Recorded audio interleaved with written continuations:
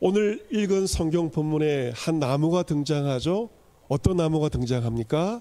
무화과 나무가 등장합니다. 여러분께서 무화과 나무를 지시하게 볼 수 있지만 이 무화과 나무는 결코 그렇게 볼 나무가 아닙니다. 왜냐하면 이 무화과는 인류 역사와 함께한 그러한 식물이기 때문에 그렇습니다. 왜냐하면 아담과 하와가 에덴 동산에서 선악과를 따먹는 죄를 범합니다. 그 외에 그들은 자신들의 벗은 몸이 부끄러워서 나무 잎으로 치마를 엮어 가리게 되었는데 어떤 나무로 하였습니까? 바로 무화과 나무로. 무화과 나무 잎으로 치마를 엮어서 아담과 하와가 자신의 치부를 가렸던 것이죠.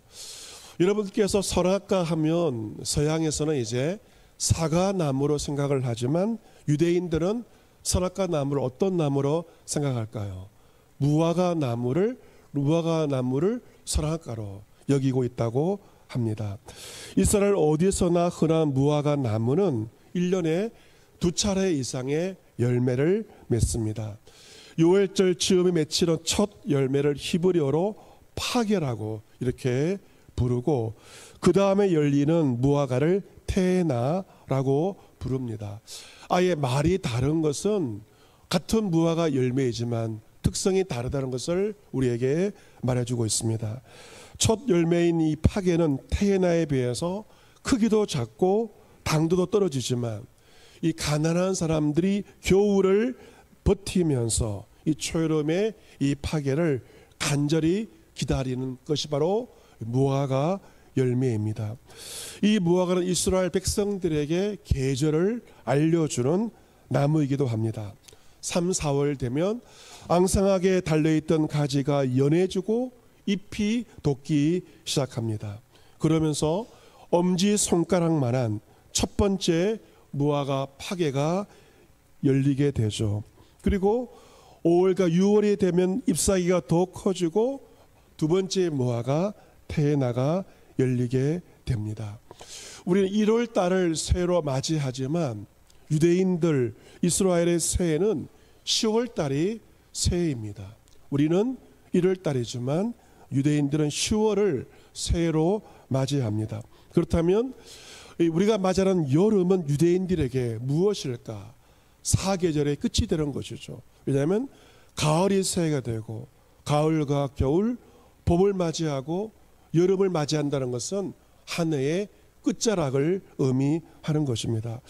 우리에게 겨울이 사계절의 끝이라면 유대인들에게 여름이 계절의 끝이 됩니다. 그렇다면 유대인들에게 여름이 다가온다. 이것이 무엇을 의미합니까?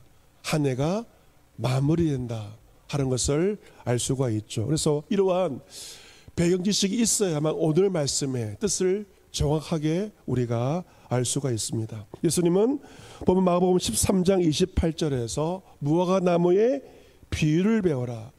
그 가지가 연하여지고 잎사귀를 내면 여름이 가까운 줄 아나니 라고 말씀하십니다. 오늘 설교의 제목은 여름이 가까운 줄 아나니. 이처럼 나무를 통해서 여름과 한 해의 끝이 온 것을 아는 것처럼 29절 말씀에 이와 같이 너희가 이런 일이 일어나는 것을 보거든 인자가 가까이 곧 문 앞에 이른 줄을 알라고 말씀하십니다. 29절에 이런 일이란 마가복음 13장에 기록되어 있는 예수님의 말씀을 가리킵니다. 마가복음 13장은 우리가 지난주 새벽에도 마가복음 13장을 강해하였는데 이 마가복음 13장을 감람산 강화라고 부르고 있습니다. 같이 해보겠습니다. 감람산 강화. 이 강화는 설교라고도 하시면 됩니다. 감람산 설교 이렇게 불러도 괜찮습니다. 예수님은 산에서 말씀을 가르치셨죠. 그래서 마태복음 5장, 6장, 7장을 가리켜서 무엇이라고 부릅니까? 산상보훈. 산에서 말씀하신 보석과도 같은 말씀. 팔복으로 시작하여서 원수를 용서해라, 가늠하지 말라, 살인하지 말라 등등의 그리스도인이 어떻게 살아야 할지 윤리에 대해서, 산상보훈에 대해서 말씀을 하십니다.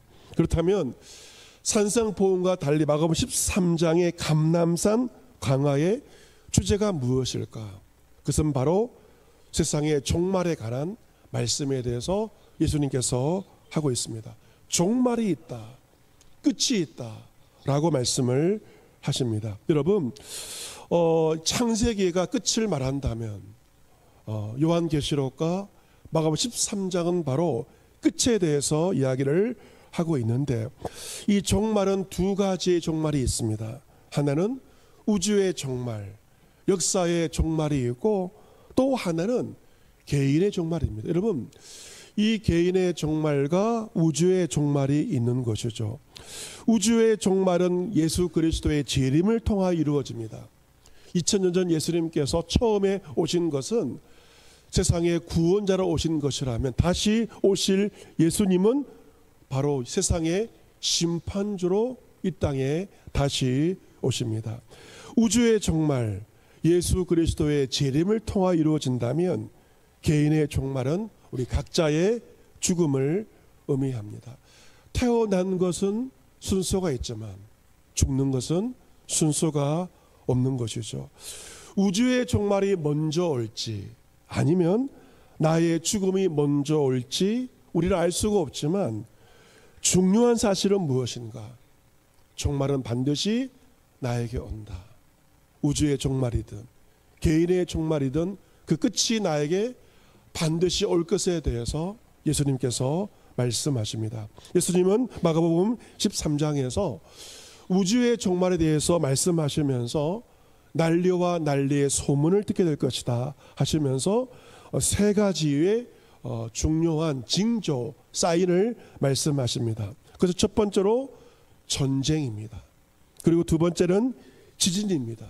그리고 세 번째는 바로 기근입니다. 이 전쟁과 지진과 기근이 벌어지는 것은 바로 우리에게 종말의 사인을 알려주시기 위해서 이러한 일들이 이 땅에서 벌어지고 있는 것이죠. 러시아와 우크라이나 사이에 그 전쟁이 계속 지속되고 있습니다. 그리고 울산도 경험한 지진이 몇 년 전에 발생하였고, 그리고 지구의 기후 변화로 인한 그러한 기근이 일어나고 있습니다. 특별히 아프리카 같은 경우에는요, 정말 이 기근 때문에 농사를 지을 수 없는, 그래서 그 여러 이 기근으로 말미암아 이 동물들이 살 수 없고, 동물이 살지 못하면 사람도 살 수 없는 그러한 기후 재난, 기근이 이 땅 가운데 벌어지고 있는 것이죠. 또한 그와 함께 예수님은 거짓 그리스도와 거짓 선지자가 나타나서 많은 사람들을 미혹하는 것 역시 종말의 징조라고 분명하게 말씀하십니다. 이러한 전쟁과 지진과 기근, 거짓 그리스도와 거짓 선지자가 나타나는 징조를 보거든 너희는 인자가 가까이 이른 줄, 문 앞에 이른 줄 알라고 말씀하십니다. 주님 오실 날이 멀지 않았다는 것입니다. 무화과 나무의 열매가 익은 것을 보면서 여름이 오고 한 해의 끝이 오는 것을 너희가 아는 것처럼, 세상에 일어나는 이 모든 난리의 소문을 들으면서 세상의 종말이 멀지 않았음을 너희가 알아야 한다라고 예수님께서 마가복음 13장에서 말씀하십니다. 또한 마가복음 13장 24절과 25절에 보시면 이 땅에 천문교의 큰 놀라운 일들이 일어날 것도 말씀하십니다. 그때 그 환란 후 해가 어두워지며 달이 빛을 내지 아니하며 별들이 하늘에서 떨어지며 하늘에 있는 권능들이 흔들리리라 라고 말씀을 하십니다. 여러분, 상상할 수 없는 일이 예언하시죠. 해가 어두워진다. 밤에 달이 빛을 내지 않는다. 그리고 별들이 떨어진다. 이 별들이 떨어진다는 것은 소행성이 지구와 충돌하는 것을 의미합니다. 별이 지구와 충돌한다. 가늠할 수 없는, 상상할 수 없는 무서운 일입니다. 우리가 생각하지도 못할 일들이 이 땅 가운데 일어나게 될 것을 예수님께서 이미 예언하십니다. 하지만 그때 사람들이 벌벌 떨 때에 그때 인자가 구름을 타고 큰 권능과 영광으로 오는 것을 사람들이 보리라. 하늘이 흔들리는, 땅이 흔들리는, 지진이 발생하고 그리고 하늘의 천체가 흔들리는 이 놀라운 종말의 때 예수님은 오히려 구름을 타고 오시는 것을 우리가 보게 될 것을 말씀하십니다. 다시 오실 주님은 큰 권능을 가지고 큰 영광을 가지고 세상을 심판하시는 심판주로 오실 것을 분명하게 말씀하십니다. 예수님께서 이 땅에 다시 오셔서 무슨 일을 하시는가? 본문 27절 말씀 보시면 그때 그가 천사들을 보내어 자기 택하신 자들을 땅 끝으로부터 하늘 끝까지 사방에서 모으리라. 택하신 자, 알곡들을 주님께서 모으시며 천국의 혼인잔치로 인도하시는 것입니다. 주님 말씀하십니다. 30절에 내가 진실로 너에게 말하노니 이 세대가 지나가기 전에 이 모든 일이 다 일어나리라. 이 모든 일이, 내가 말한 모든 일이 다 일어나리라. 분명하게 말씀하십니다. 천지는 없어지겠으나 내 말은 없어지지 아니하리라. 여러분께서 보시는 파란 하늘 그리고 우리가 밟는 땅이 영원한 것이 아닙니다. 하늘이 흔들리고 그리고 땅이 흔들리게 되고 더 나아가 하늘과 땅이 없어진다는 것입니다. 이것이 무엇을 의미하는가? 우리가 보기에 세상의 모든 것이 영원할 것처럼 보이지만 그렇지 않습니다.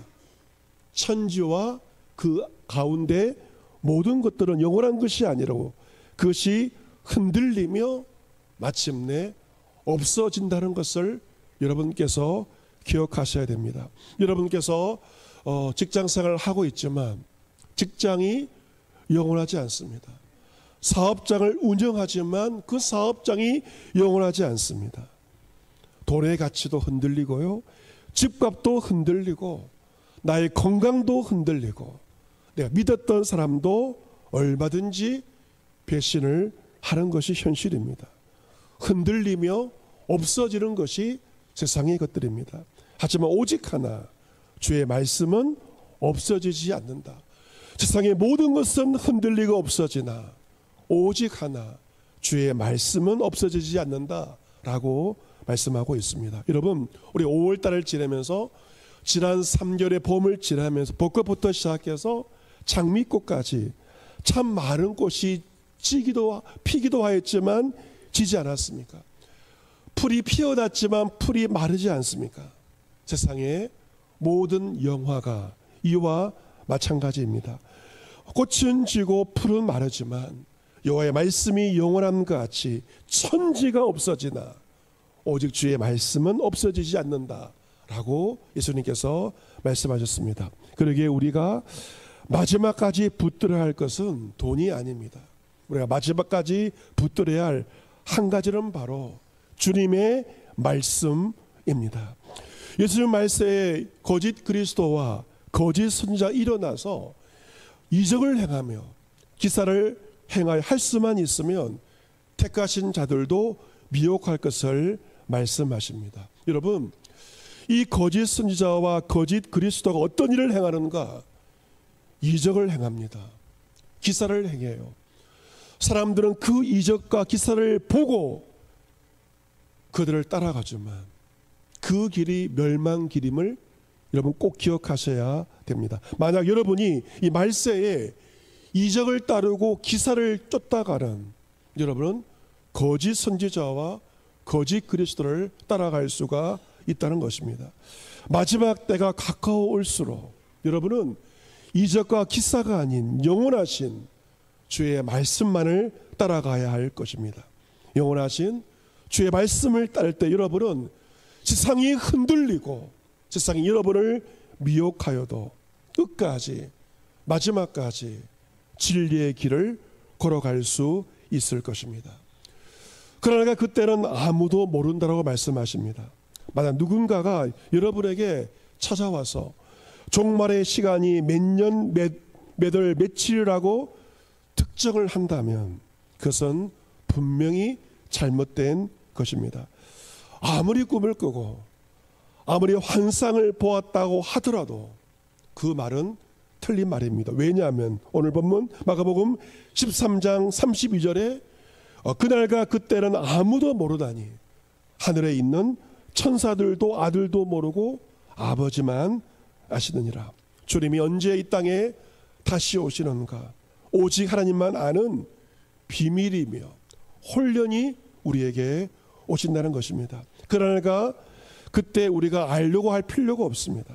그렇다면 우리가 해야 할 것은 무엇인가? 본문 33절 우리 같이 한번 읽어보도록 하겠습니다. 33절 같이 읽습니다. 시작. 주의하라 깨어 있어라 그때가 언제인지 알지 못함이라. 아멘. 여러분 그 날과 그때가 언제인지 압니까? 알지 못합니까? 알지 못한다면 우리가 할 것은 무엇인가? 주의하는 것이고요. 그리고 깨어 있는 것입니다. 주님이 언제 오시더라도 주님을 맞이할 수 있도록 주의하고 깨어 있어야 합니다.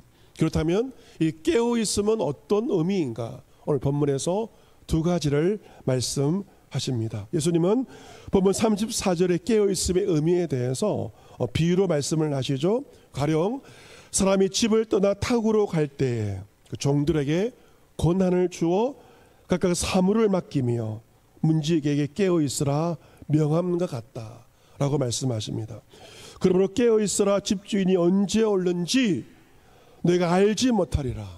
그러니까 혼련이 와서 너희가 자른 것을 보지 않도록 주의하라 깨어 있으라 말씀하십니다.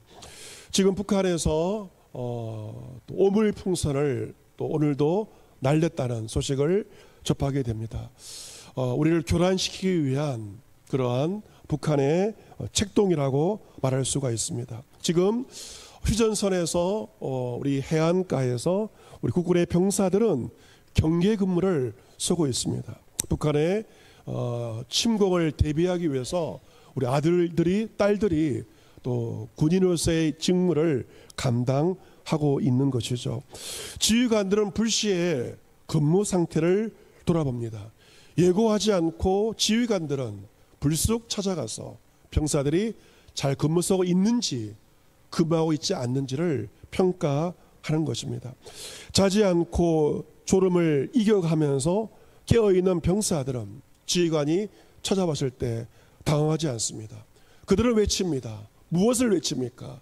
근무 중 이상무. 근무하고 있습니다.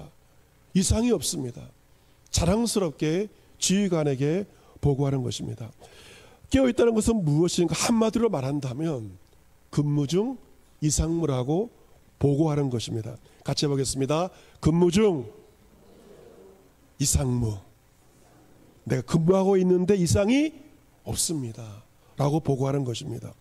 이처럼 경계하는 병사들이 졸지 않고 본인에게 부여된 경계의 임무를 감당해야 되며 근무 중 이상무해야 되는 것처럼 오늘 비유에서 주인은 종들에게 각각의 사물을 맡겼습니다.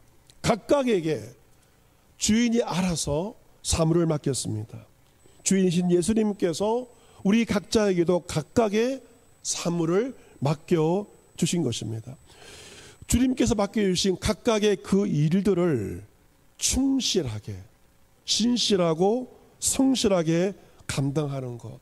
언제 주님이 오셔도 오늘 오신다 하더라도 이 예배 중에 오신다 하더라도 당황하지 않고 근무 중 이상무 주님께서 저에게 맡겨주신 직분 잘 감당했습니다. 성실하게 감당했습니다 라고 보고할 수 있는 것, 그것이 바로 깨어있음의 의미입니다. 올해 5개월이 지났습니다. 주님께서 여러분에게 부여하신, 교회가 여러분에게 부여하신 그 사무들 여러분 잘 감당하셨습니까? 근무 중 이상무입니까? 여러분께서 맡겨주신 그 직무를 감당하지 못하고 있다면 여러분 지금 자고 있는 종과 다를 바가 없습니다. 주님이 나에게 부여하신 그 직분, 그 사명, 그것을 성실하게 감당하고 있는 것, 그것이 바로 깨어있음의 첫 번째 의미입니다. 지난 5개월 그리스도의 복음을 전파하는 일에 최선을 다하셨습니까? 복음 전파는 나와 상관없는 일로 여기면서 살지 않았습니까? 복음이 먼저 만국에 전파되어야 예수님께서 오십니다. 주님을 맞이하기를 원한다면 우리는 이 복음이 만국에 전파되도록 힘써야 하고, 복음이 먼저 만국에 전파되어야만 예수님께서 이 땅에 다시 오십니다. 주를 맞이하는 준비는 언제까지입니까? 주님은 끝까지 견디는 자가 구원을 받으리라 말씀하십니다. 그 끝은 무엇을 의미할까요? 우리에게 주신 그 직분을 마칠 때까지, 직분을 마칠 때까지가 아닙니다. 끝의 의미는 바로 죽을 때까지입니다. 내 생명이 다하는 그 순간까지 주님께서 나에게 주신 그 직분과 사명, 그것을 죽을 때까지, 내 생명 다할 때까지, 주님 다시 오실 때까지 신실하게 성실하게 감당하여 주님께서 이 땅에 다시 오실 때 근무중 이상무 고백할 수 있는 저와 여러분 모두가 될 수 있기를 주님의 이름으로 축복합니다. 아멘. 깨어있어의 두 번째 의미는 바로 기도의 의미입니다. 기도한다는 것이 깨어있는 것입니다. 여러분이 지금 5개월째 살아가면서 기도를 나와 상관없는 것을 여기고 있다면 여러분 지금 깊은 영적인 잠을 빠져 있는 것임을 기억하시기를 바랍니다. 에베소서 6장은 영적인 전투에 대해서 말하고 있어요. 세상의 전투가 있고 영적인 전투가 있습니다. 영적인 전투, 군인들이 완전 무장을 하는 것처럼 머리부터 발끝까지 하나님의 전신갑주를 취하는 것입니다. 우리의 대적 원수마귀 사탄과의 영적인 전쟁을 이야기하면서 그래서 6장은 기도에 대해서 이렇게 말하고 있습니다. 모든 기도와 간구를 하되 항상 성령 안에서 기도하고 이를 위해 깨어 구하기를 항상 힘쓰며 여러 성도를 위하여 간구하라. 영적 전투는 바로 기도하는 것이며 기도하는 것이 바로 깨어 있는 것입니다. 여러분, 이 기도란 쉬지 말고 하는 것이고요, 기도는 항상 힘쓰는 것입니다. 기도는 쉴 수가 없습니다. 교회에서, 여러분의 가정에서, 일터에서 기도하는 것이 내가 깨어있는 증거가 되는 것입니다. 시간도 마찬가지입니다. 주야로 기도하는 것이죠. 새벽에 기도하고 그리고 한밤중에도 기도하는 것입니다. 여러분이 이 5개월을 지나면서 영적인 잠에 빠져 있다면 주의 말씀을 듣고 깨어나시기를 바랍니다. 기도하시기를 바랍니다. 영적인 잠에 빠져 있으면 어떤 일이 여러분 가운데 일어날지 모릅니다. 깨어나는 것은 바로 기도하는 것입니다. 우리 교회는 지난 상반기 15주 동안 성전 릴레이 기도를 지난주 금요일부로 마무리하였습니다. 감사한 일이죠. 기도하는 교회가 바로 깨어있는 교회입니다. 오라수목금 12시간 기도의 선수들이 기도의 자리에서 기도하는 것, 그것이 바로 깨어있는 교회라고 말할 수 있습니다. 또한 가장 강력한 기도는 바로 금식하며 기도하는 것입니다. 금식 기도에 능력이 있습니다. 우리가 1천기 금식 운동을 하고 있는데 교회를 사랑하신다면 교회를 위하여 금식하며 기도하는 그 일을 이번 여름에도 감당해 주시기를 바랍니다. 또한 여러 성도를 위하여 간구를 하셨습니다. 성도를 위하여 간구한다, 다르게 말하면 중보 기도를 드리는 것입니다. 그 불침번이 군대에서 병사들을 위해서 불침번의 사명을 감당할 때 모든 병사들이 달게 잠을 잘 수 있는 것처럼 중보의 기도 용사들이 중보 기도실에서 여러 성도들을 위하여 간구하는 것은 영적 불침번의 사명을 감당하는 것입니다. 누군가가 깨어 기도할 때 교회를 지킬 수가 있고 성도들을 지켜 보호할 수가 있는 것입니다. 중보기도 용사들 무더운 일을 맞이했지만 이번 여름에도 여러분에게 부여된 영적 불침번의 사명을 감당해야만 교회를 지켜낼 수가 있고 성도들을 지켜낼 수가 있습니다. 또한 여러분의 자녀들을 위해서도 기도하셔야 됩니다. 예수님은 말씀하셨습니다. 예루살렘의 딸들아, 나를 위하여 울지 말고 너희와 너희 자녀를 위하여 울라고 말씀하셨습니다.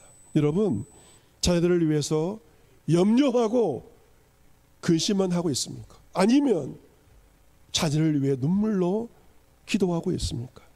자녀를 위한 부모의 그 간절한 기도, 눈물의 기도는 험한 세상 가운데 우리 자녀들을 지킬 수가 있는 것입니다. 자녀들을 위해 눈물로 기도하는 것이 어머니의 사명이고 아버지의 사명입니다. 이제 이 6월 달에도 그 기도의 사명을 감당하는 여러분 모두가 될 수 있기를 기원합니다. 사랑하는 성도 여러분, 봄날은 간다는 말이 있는 것처럼 어느새 봄이 지나가 버렸고 울산의 대표적인 축제인 장미축제도 끝이 났습니다. 장미가 지는 것을 보면서 정말 봄이 지나가는 것을 실감하게 됩니다. 하지만 이제 여름이 시작되었고 여름을 상징하는 수국이 또 우리 주위에 장생포에 피어나고 있습니다. 그리고 여름을 맞이해서 무화과 나무가 열매를 맺고 있고 그리고 매화나무에가 탐스러운 매와 열매를 맺고 있는 것을 보게 됩니다. 이러한 가시를 통하여서 여름이 왔음을 우리가 실감하게 됩니다. 우리는 주의 말씀처럼 세상에 일어날 모든 난리와 징조들을 보면서 종말이 가까이 왔음을, 그리고 내가 주님께 갈 날이 멀지 않았음을 우리는 바라볼 수 있어야 할 것입니다. 그래서 초대교회 성도들의 기도처럼 마라나타 아멘 주 예수의 오시옵소서, 주의 오심을 우리는 간절히 기다릴 수 있어야 할 것입니다. 이 험한 세상을 살아가면서 여러분의 삶을 흔들어대는 많은 일들이 있을 것입니다. 하지만 주님은 그 환난 가운데 여러분 가운데 나타나시고 그리고 자신의 권능과 영광을 여러분에게 보여주실 것입니다. 주님 말씀하셨습니다. 너희로 내 안에서 평안을 누리게 하려 함이라. 세상에서 너희가 환난을 당하나 담대하라. 내가 세상을 이겨노라 라고 말씀하셨습니다. 우리 주님은 세상을 이기셨습니다. 세상의 모든 환난, 우리 주님께서 그 모든 것을 주관하시고 다스리고 계십니다. 세상의 환난 가운데 두려워하지 마시고 담대하시기를 바랍니다. 이 마지막 때 주님께서 맡겨주신 그 일을, 그 직분과 사명을 신실하게 감당하며 영적인 잠에서 깨어나서 기도하며 깨어있으므로 이 마지막 때 끝까지 믿음으로 승리할 수 있는 여러분 모두가 될 수 있기를 주 예수 그리스도의 이름으로 축복합니다. 아멘.